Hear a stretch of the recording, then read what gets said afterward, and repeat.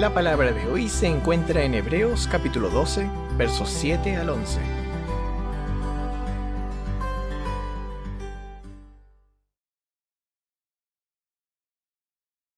Si ustedes soportan la disciplina, Dios los trata como a hijos.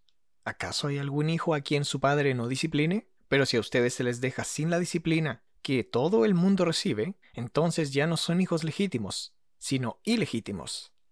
Por otra parte, tuvimos padres terrenales, los cuales nos disciplinaban y los respetábamos. ¿Por qué no mejor obedecer al Padre de los Espíritus y así vivir? La verdad es que nuestros padres terrenales nos disciplinaban por poco tiempo y como mejor les parecía, pero Dios lo hace para nuestro beneficio y para que participemos de su santidad. Claro que ninguna disciplina nos pone alegres al momento de recibirla, sino más bien tristes, pero después de ser ejercitados en ella, nos produce un fruto apacible de justicia.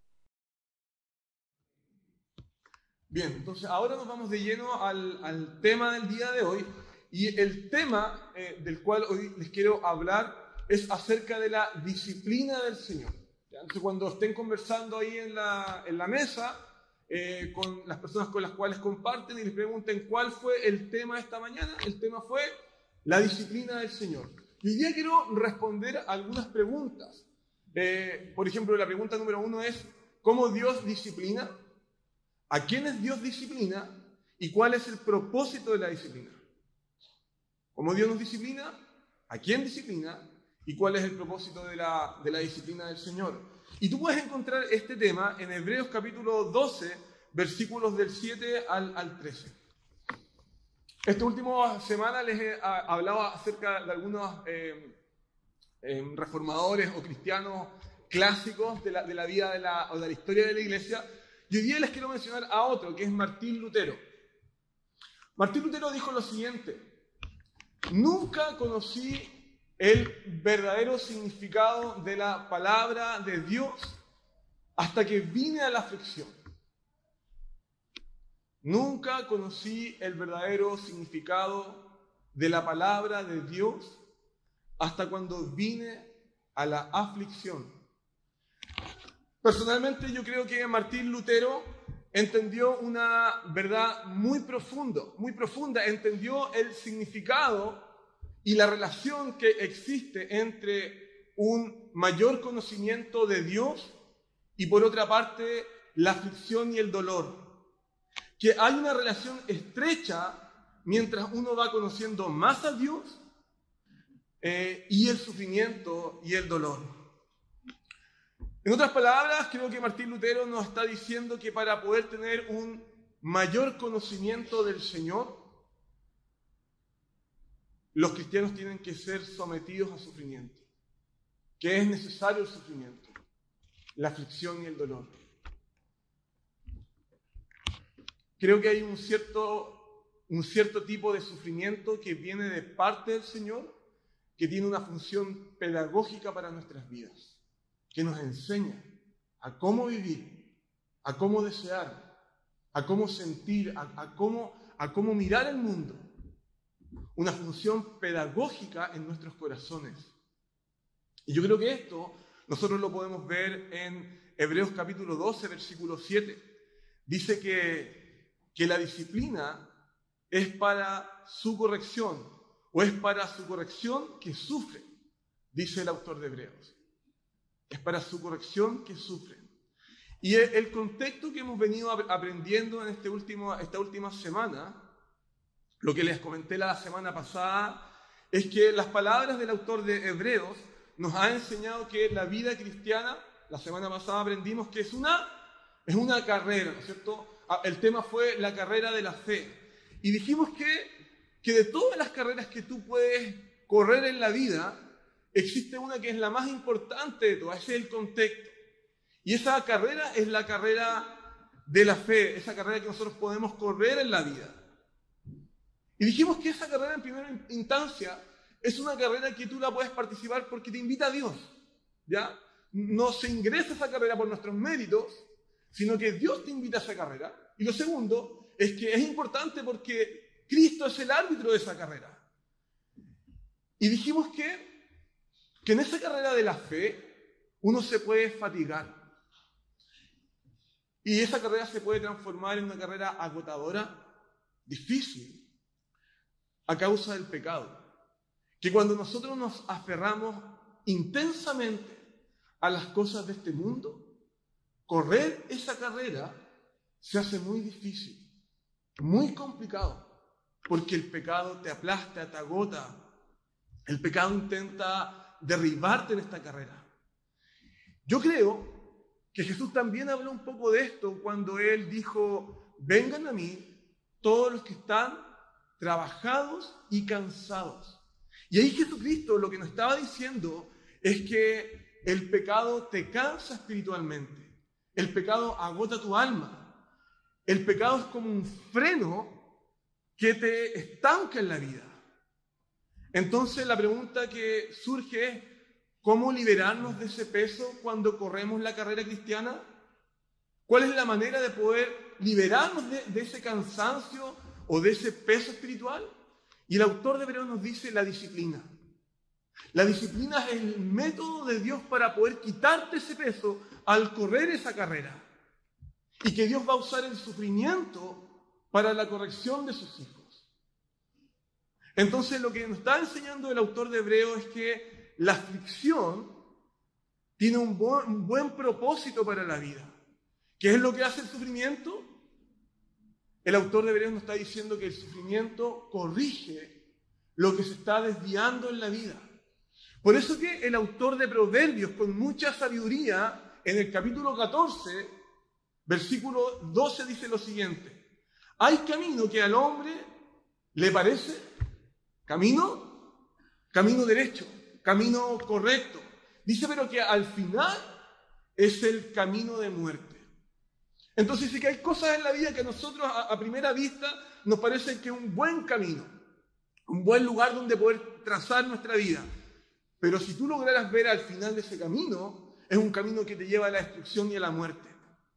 Entonces dice que el dolor en la vida cristiana, la aflicción y el sufrimiento, lo que busca es librarte del camino de muerte. Librarnos del camino de muerte. ¿Qué significa eso en la práctica? Significa que cuando hay ciertos deseos en tu corazón, ciertos afectos, cuando tu voluntad se está desviando por el camino de la vida, cuando hay afectos, deseos, sentimientos que te van a llevar a la destrucción a ti y a otras personas, entonces lo que hace Dios de forma pedagógica es que trae sufrimiento al dolor, trae aflicción para poder corregir el camino. En otras palabras, mis queridos amigos y hermanos, el sufrimiento es bueno. El sufrimiento que viene originado por Dios es bueno. ¿Y saben por qué? Porque cuando nosotros sufrimos en nuestra vida cristiana, hay ciertas cosas que nosotros nos ponemos a pensar y a meditar que en circunstancias estables, cómodas, nosotros no pensaríamos. Que en una situación de crisis y de angustia, nosotros nos ponemos a pensar en cosas que de otra manera, de manera cómoda o estable, nosotros no pensaríamos o no reflexionaríamos. Entonces Dios usa la aflicción y el sufrimiento para poder ordenar los deseos, los sentimientos, las actitudes del corazón que se están desviando. Así que ahí está, cómo Dios nos corrige. La segunda pregunta que les dije que iba a responder es: ¿a quiénes Dios disciplina con sufrimiento? Y mira lo que dicen los versículos siguientes, versículos 7 y 8, dice: Dios los trata como a hijos, porque ¿qué hijo hay a quien su padre no discipline? Pero si están sin disciplina, de la cual todos han sido hechos participantes, entonces son hijos ilegítimos o huérfanos y no hijos verdaderos. Entonces nos está diciendo que la disciplina del Señor es para sus hijos. Acá en la congregación hay muchos padres, hay muchos hijos. De hecho, es la única pregunta que todos pueden responder: ¿quién es padre o quién es hijo? Y la respuesta es: todos nosotros. Todos nosotros somos hijos de alguien. Y cuando uno es padre, y uno tiene que disciplinar a sus hijos. No sé si tú puedes recordar alguna vez cuando tu padre te disciplinó o cuando tú disciplinaste a tus hijos. Y yo personalmente creo que cuando uno es padre y tiene que disciplinar y corregir a sus hijos, creo que aquí hay una verdad importante, creo que es una muy buena oportunidad para poder decirle a su hijo cuánto uno lo ama. Entonces, por un lado está la terquedad, la disciplina, y por otra parte se abre una ventana para nosotros como padres, para decirle a ellos que los estamos disciplinando por amor. Entonces, cuando yo les pregunto a mis hijos, por lo menos a los dos mayores, a Lucas y al Emilio, y yo les hago la pregunta, le digo, niños, vengan para acá. Les digo, Lucas, Emilio, ¿por qué el papá los disciplina? Y ellos ya han ido aprendiendo la respuesta, que quizás hoy día es solamente una respuesta, pero quizás más adelante la van a ir integrando más en su corazón. Y ellos responden, porque tú nos amas, papá. Tú nos disciplinas porque tú nos amas. Y yo le digo, yo los disciplino porque yo soy su papá. Y porque yo deseo su bien. Y porque ustedes son mis hijos. Y porque yo estoy comprometido con su bien. Entonces lo que el autor de Hebreos te está diciendo es que la disciplina es una señal. Y una señal, ¿qué es lo que es? Es una señal es una marca que apunta a algo. Eso significa que la disciplina en los cristianos es una señal que apunta a una relación estrecha. Significa que la disciplina es una marca que apunta a una relación que existe familiarmente entre un papá con un hijo. Es una expresión de amor, de cuidado, de bondad, de gracia, de cuidado paternal. Por eso que el autor de Proverbios, con su sabiduría nuevamente, en el capítulo 3, versículo 12, dice, porque el Señor ama a quienes reprende, como un padre al hijo en quien se deleita. Porque el Señor ama a quien reprende, ama a quien corrige. Entonces te está diciendo que la disciplina y la corrección está estrechamente vinculada con su amor, con el amor que Él nos tiene a nosotros. Es una expresión de bondad, de amor, de que Él nos quiere profundamente. Y fíjense que esa palabra amor, y aquí me voy a poner un poquito más académico, para los que les gusta un poco la profundidad en algunos temas, esa palabra amor en el libro de Proverbios se dice muchas veces, y en el original hebreo, en el cual se escribió el Antiguo Testamento, es la palabra ajev, ¿ya? Ajev, para que ustedes la puedan recordar. Y la palabra ajev en el idioma original consiste no en cualquier clase de amor, sino que es el amor que nace del corazón de un padre que ama profundamente. Es el amor pactado, es el amor de un compromiso que tiene Dios. Entonces, ¿qué es lo que Dios nos quiere decir con esto? Que si tú estás experimentando la disciplina de Dios, te está diciendo en esta mañana que tú has entrado en una relación con Él, que Él se ha comprometido contigo en una relación de bondad, de gracia y de amor, que Él es un padre para ti y tú eres un hijo para Él, y que ese compromiso no depende de ti, sino depende de Él. El ajev de Dios, el compromiso o el pacto de Dios de amor con nosotros al corregir nuestra vida. Entonces la pregunta que yo le hago en esta mañana es, ¿eres un hijo de Dios? ¿Eres realmente un hijo de Dios? Lo que Dios nos quiere recordar en esta mañana es que su corrección, su disciplina con sufrimiento es una garantía de nuestra adopción como hijos. Hay un famoso autor clásico que se llama Juan Trapp. Él fue anglicano, fue un teólogo anglicano del año 1600. Y Trapp sirvió en el parlamento inglés y también sirvió a los soldados ingleses cuando fueron a la guerra.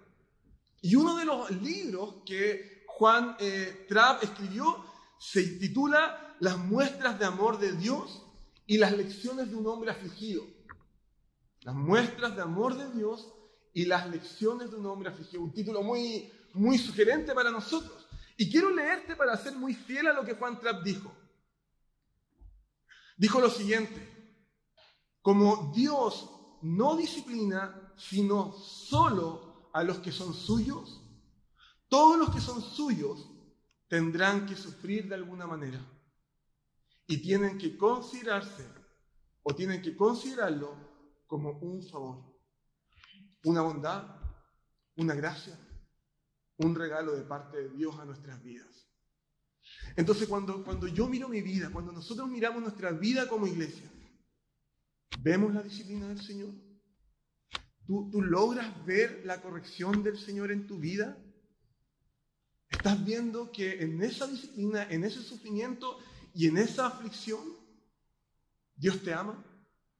¿Y Dios se ha comprometido contigo al corregirte? Así que ahí está. ¿A quiénes Dios disciplina? Mi tercer punto es, ¿qué es lo que hace la disciplina? Y la respuesta está en el versículo 10.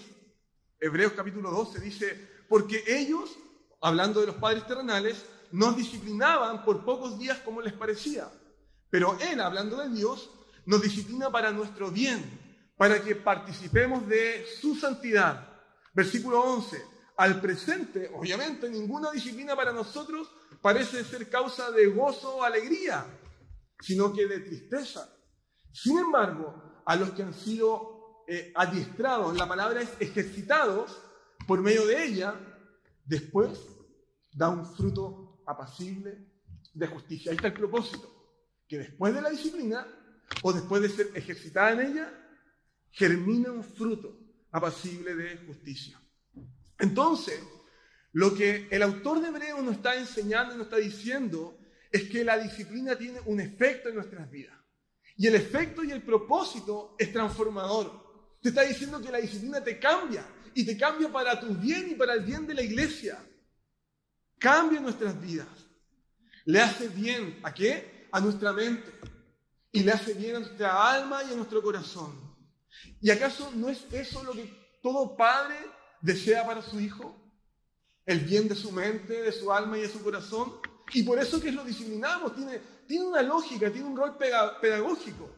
Y así como nosotros lo hacemos, Dios también lo hace con nosotros. La diferencia es que muchas veces nosotros, en nuestro rol disciplinador de padre, nos equivocamos, porque lo hacemos con ira y con rabia, o descontroladamente. Pero Dios no se equivoca, porque lo hace con bondad, lo hace con templanza, lo hace con mansedumbre, lo hace con tranquilidad, lo hace para nuestro bien, lo hace con justicia.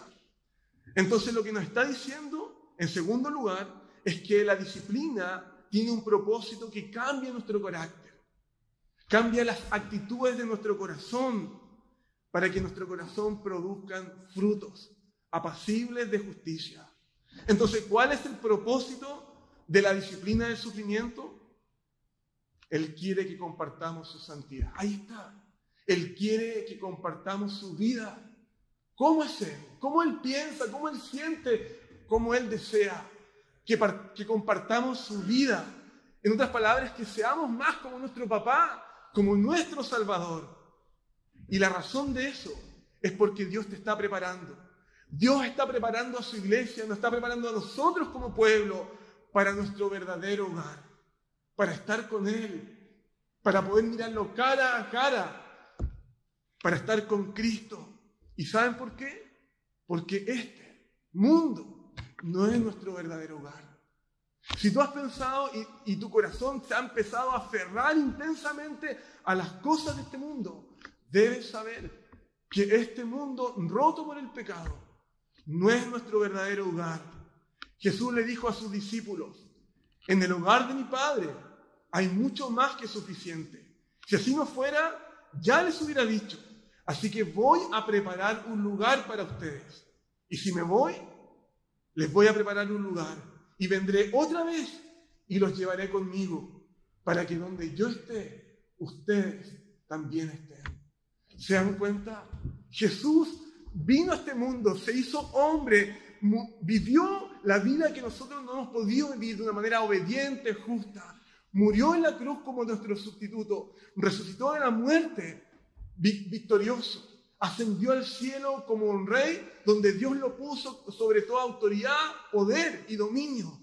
Y Él un día va a regresar por nosotros para poder llevarnos a casa, a nuestro hogar con nuestro Padre. Y lo que Dios está haciendo es que Él está transformando nuestra vida, nos está corrigiendo a través del sufrimiento y el dolor para poder llevarnos a casa, a nuestro hogar. Y nuestro hogar es estar con Dios y disfrutarlo a Él por siempre.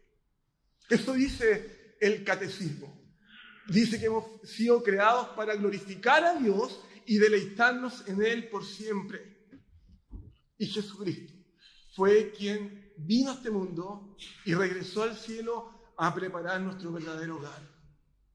Por eso que el autor de Apocalipsis, Juan, en su capítulo 21 de su libro, dice que Dios está renovando este mundo y Dios renovará todas las cosas y hará este mundo de nuevo, cielos nuevos y tierra nueva. En otras palabras, en ese cielo y en esa tierra nueva, en esa nueva ciudad, Dios estará allí.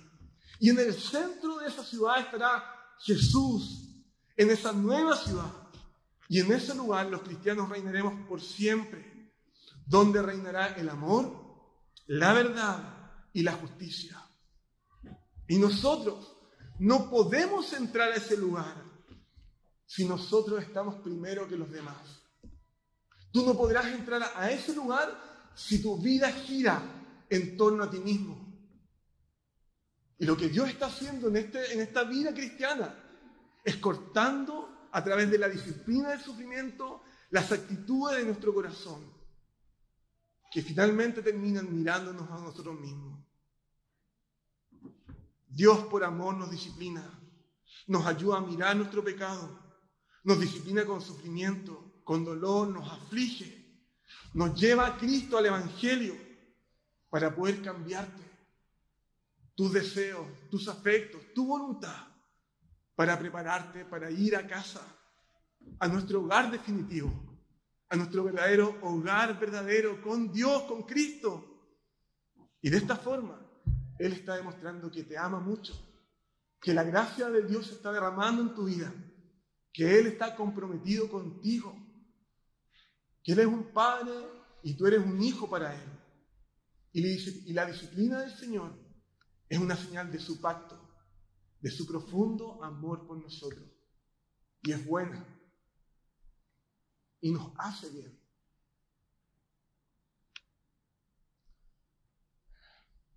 Porque nos cambia. Nos cambia de una forma definitiva para que podamos participar de la santidad del Señor y ser más como Él, como nuestro Salvador. Así que no hay por qué tenerle miedo, ni querer arrancar de ella. Es una cosa que todo cristiano nuevo y cristiano adulto o maduro necesita entender en la vida. Porque todo esto es por su gloria y para la alegría de su pueblo. Amén. Señor, te damos gracias.